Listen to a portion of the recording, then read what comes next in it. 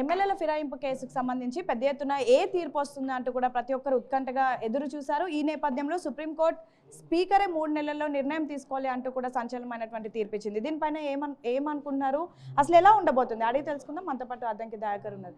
ఎలా చూస్తారు? పెద్ద ఎత్తున బీఆర్ఎస్ నేతలేమో డిస్క్వాలిఫై చేస్తారు, ఉప ఎన్నికలు రేపే రాబోతున్నాయి అన్నట్టు కూడా పెద్ద ఎత్తున మాట్లాడారు. కానీ ఈరోజు సుప్రీంకోర్టు తీర్పును ఎలా చూస్తారు? ఇది బీఆర్ఎస్ పార్టీకి చెంపపెట్టు లాంటి నిర్ణయం. స్పీకర్ అధికారాలను ప్రశ్నించే హక్కు బీఆర్ఎస్కి లేదు ముఖ్యంగా. ఎందుకంటే వాళ్ళే విధ్వంసం చేసిన రాజ్యాంగాన్ని, ప్రజాప్రాతినిధ్య చట్టాన్ని, తర్వాత ఏదైతే రాజ్యాంగ విలువల్ని తుంగలో తొక్కింది కాబట్టి వాళ్ళకి అడిగే హక్కు లేదు. ఇలా సుప్రీంకోర్టు ఏం తీర్పిచ్చింది, మీరు 3 నెలల్లోగా నిర్ణయం తీసుకోమని డైరెక్షన్ ఇచ్చింది. తీసుకోవాలనా లేదా అనేది డిస్క్రిషనరీ పవర్ స్పీకర్కి ఉంటుంది. సో స్పీకర్ పవర్ను కూడా వీళ్ళు డిక్టేట్ చేస్తున్నట్టు కనబడుతున్నది. కోర్టే డిక్టేట్ చేయనప్పుడు వీళ్ళకి ఎక్కడిది ఆ హక్కు? గతంలో కూడా బీఆర్ఎస్ నేతలు స్పీకర్ ఏకపక్షంగా ఉంటున్నారు, అధికార పక్షం వైపే ఉంటున్నారు అంటున్నారు. మరి ఇప్పుడు ఎలా ఉండబోతుంది నిర్ణయం? మీ పార్టీలో ఉన్నారు అని ఎలాంటి నిర్ణయం అని ఉంటుందా, లేదంటే నిజంగా ఏవైతే రూల్స్ ఉన్నాయో దాన్నే ఫాలో అవుతారా?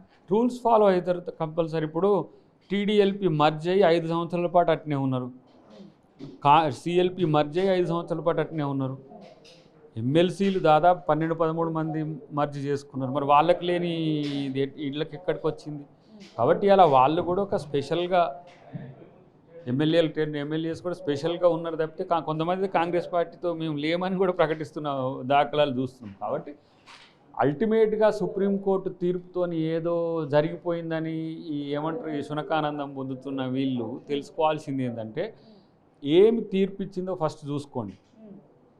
నిర్ణయం తీసుకోండి స్పీకర్ గారు అన్నదా, నిర్ణయం తీసుకోవాల్సిందే అని డిక్టేట్ చేసిందా అనే విషయాల్లో స్పష్టత లేక ఏదో ప్రాపగండా కొరకు చేస్తున్న ప్రయత్నాలు అవన్నీ కూడా. సుప్రీంకోర్టు కూడా 3 నెలల్లో నిర్ణయం తీసుకోవాలి అన్నది, కానీ దాని తర్వాత ఏం చేయాలి ఏంటి అనేది కూడా ఎటువంటి రూల్స్ ఇవ్వలేదు. నిర్ణయం తీసుకోవాలన్న దాని విషయంలో కూడా స్పీకర్ కూడా quasi judiciary. Speaker also judge can not dictate the another judge. So ఆ మౌలికాంశం వాళ్ళకి తెలియంది కాదు, వాళ్ళు చేసిన విధ్వంసమే కదా, వాళ్ళకి కొత్తగా ఏం కాదు. కాబట్టి ఈరోజు జరుగుతున్న పరిణామాలన్నీ కూడా కాంగ్రెస్ పార్టీకి మాకేం నష్టం జరిగించేవి కాదు, కేవలం బీఆర్ఎస్ తాత్కాలిక ఆనందమో శునకానందానికి ఉపయోగపడే తప్పితే మరొకటి కాదు. ఎమ్మెల్యేల ఫిరాయింపుకు సంబంధించి పార్లమెంట్లో కూడా ఒక చట్టం చేయాలి అంటూ కూడా సుప్రీంకోర్టు అన్నది. ఎలా ఉండబోతుంది? ఒకవేళ అలా చేస్తే మీ 10 మంది ఎమ్మెల్యేలకే నష్టం జరగబోతుంది. 11 రాష్ట్రాల్లో కాంగ్రెస్ పార్టీని వాళ్ళు కూల్చిందే ఇట్లాంటి డిఫెక్షన్స్తో. కంచే చేను మేస్తే అన్నట్టు. మరి చేయమనండి, సుప్రీంకోర్టు డైరెక్షన్ బీజేపీని తీసుకోమనండి. తీసుకుంటుందా బీజేపీ కదా బీఆర్ఎస్కు సగ నేర్పింది, నువ్వులు బుక్క నేర్పింది. కాబట్టి బీజేపీ చేసింది కాబట్టి బీఆర్ఎస్ చేసింది. ఇలా బీఆర్ఎస్ చేసినట్టుగా కాంగ్రెస్ పార్టీ చేయలేదు. వాళ్ళని ఏం టీఆర్ఎస్ ఎల్పీని మేము విలీనం చేసుకోలేదు, వాళ్ళ మాదిరిగా టీడీఎల్పీని విలీనం చేసుకున్నట్టుగా, లేకపోతే సిఎల్పీని విలీనం చేసినట్టుగా. కాబట్టి వాళ్లకు ఇప్పుడు చెంపపెట్టు లాంటి ఒక తీర్పుగా నేను ఇది అభివర్ణిస్తాను. చివరిగా 3 నెలల తర్వాత ఏం జరగబోతుంది? ఎలా ఉండబోతుంది? ఏమి జరగదు, ఇట్లనే ఉంటుంది, మంచిగా ఉంటుంది. వాళ్ళను పాపం తలకాయ నొప్పి పెంచుకోవద్దని చెప్పండి.